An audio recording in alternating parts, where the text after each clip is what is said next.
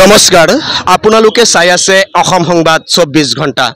আজি আমি অসম সংবাদ 24 ঘণ্টায় আহি উপস্থিত হৈছো শহীদ নগৰী ঢেকিয়াজুলিত আৰু শোণিতপুৰ জিলাৰ অন্তৰ্গত শহীদ নগৰী ঢেকিয়াজুলিৰ 15 নং ৰাষ্ট্ৰীয় ঘাইপথত আজি খন্তেক সময় পূৰ্বে সংঘটিত হৈছে এক ভয়ংকৰ পথ দুৰ্ঘটনা আৰু এটা ধান কটা মেচিন কঢ়িয়াই অনা বাহন দুৰ্ঘটনাত পতিত হৈছে ঢেকিয়াজুলি নগৰৰ সাপ্তাহিক বজাৰৰ সমীপতে আৰু আমি দেখুৱাই আছো সামগ্ৰিক পৰিৱেশ এনেদৰে ধান কটা মেচিন কঢ়িয়াই অনা বাহন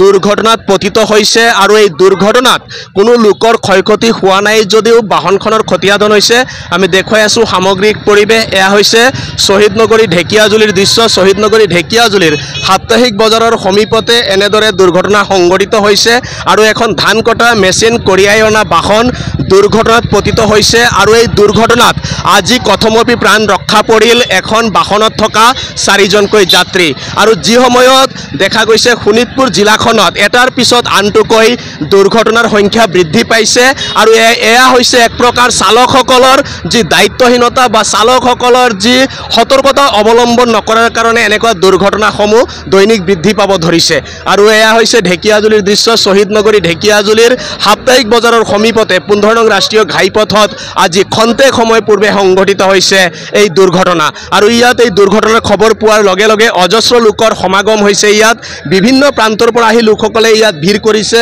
আৰু আমি দেখুৱাই আছো সামগ্ৰিক পৰিৱেশ এয়া হৈছে শহীদ নগৰী ঢেকিয়াজুলিৰ 15 নং ৰাষ্ট্ৰীয় ঘাইপথৰ দৃশ্য আৰু 15 নং ৰাষ্ট্ৰীয় ঘাইপথত এনেদৰে দুৰ্ঘটনা সংঘটিত হৈছে যদিও কোনো লোক ইয়াত হতাহত হোৱা নাই আৰু ইয়াত স্থানীয় লোক আছে আমি তেখেতলোকৰ পৰা কিছু কথা জনাৰ চেষ্টা কৰিম খন্তেক সময় পূৰ্বে ইয়াত দুৰ্ঘটনা সংঘটিত হৈছে কি ক'ব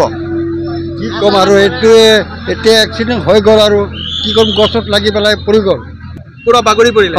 পুৰা বাগৰি পৰি গ'ল ইয়াত মানুহ আছিল নে নাই মানুহ আছিল কিন্তু মানুহ গাড়ী অলপৰ কাৰণে বাচি গ'ল যেনে তেনে বাচিলে বাচিলে কি ক'ব আজি মই ঢেকিয়াজুলি আহিছোঁ মই কলেজৰ সন্মুখত আগত আহিছিলোঁ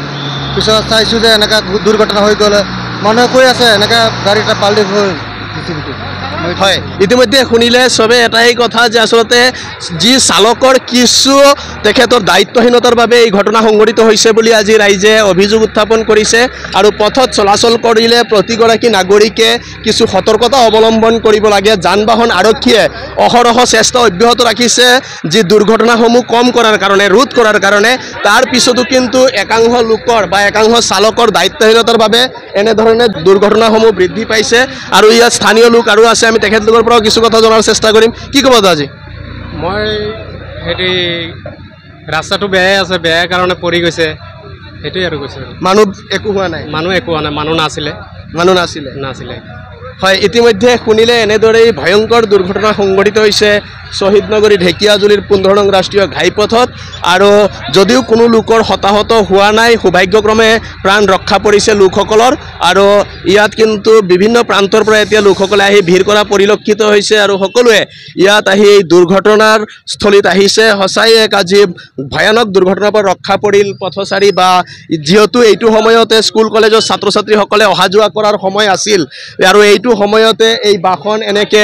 15 নং ৰাষ্ট্ৰীয় ঘাইপথত বাগৰি পৰিছে তাৰ পিছতো কিন্তু সৌভাগ্যক্ৰমে ৰক্ষা পৰিছে পথচাৰী আমি এই ক্ষেত্ৰত যান বাহন আৰক্ষী বিষয়া আছে আমি তেখেতলোকৰ পৰাও কিছু কথা জনাৰ চেষ্টা কৰিম কি ক'ব আজি এক ভয়ংকৰ দুৰ্ঘটনা হৈছে ইয়াত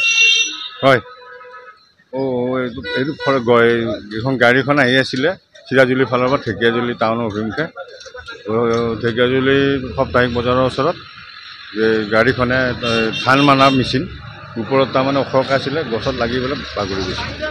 আৰু ইয়াক চালকসকলৰ কিছু দায়িত্বহীনতাৰ কাৰণে হৈছে নেকি চালকৰ অলপ ভুলৰ কাৰণে হৈছে চালকে ওপৰৰ ফালে চোৱা নাই গছৰ ডালত যে লাগিছে গছডাল তেওঁলোকে নোচোৱাকৈ গাড়ীখন পাৰ কৰিব খোজাৰ কাৰণে এনেকুৱা হৈছে হয় ইতিমধ্যে শুনিলে যান বাহন আৰক্ষীয়ে অহৰহ চেষ্টা অব্যাহত ৰাখিছে দুৰ্ঘটনা কমাবলৈ কিন্তু একাংশ চালকৰ দায়িত্বহীনতাৰ বাবেই এনেধৰণৰ কিছু দুৰ্ঘটনা সংঘটিত হয় বুলি আজি ৰাইজৰ অভিযোগ আৰু এই ক্ষেত্ৰত আমি আশা কৰোঁ যিসকল চালক বা যিসকল এই বাহনসমূহৰ গৰাকী তেখেতলোকেও কিছু সতৰ্কতা অৱলম্বন কৰক পথেদি অহা যোৱা কৰোঁতে আৰু পথচাৰীকো সুৰক্ষিত ৰাখক নিজেও সুৰক্ষিত থাকক তাৰে কামনা কৰি সকলোৱে অসম সংবাদ 24 ঘণ্টা চাই থকাৰ কাৰণে মই প্ৰশান্ত বৈশ্যই শহীদ নগৰী ঢেকিয়াজুলিৰ 15 নং ৰাষ্ট্ৰীয় ঘাইপথৰ পৰাই সকলোলৈ ধন্যবাদ জ্ঞাপন কৰিছোঁ।